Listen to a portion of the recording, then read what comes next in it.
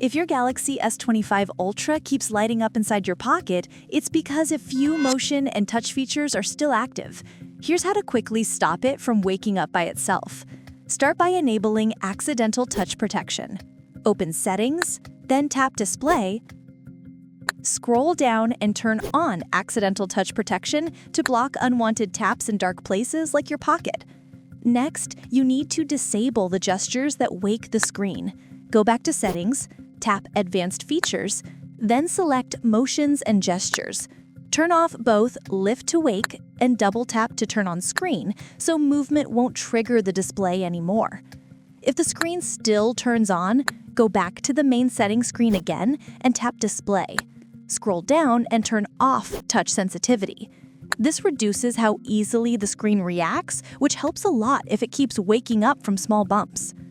Once you've made these changes, your Galaxy S25 Ultra will stay dark in your pocket and won't wake up unless you want it to. If this video helped you stop those accidental screen activations, give it a like or watch another video to learn more smart fixes for your Galaxy S25 Ultra.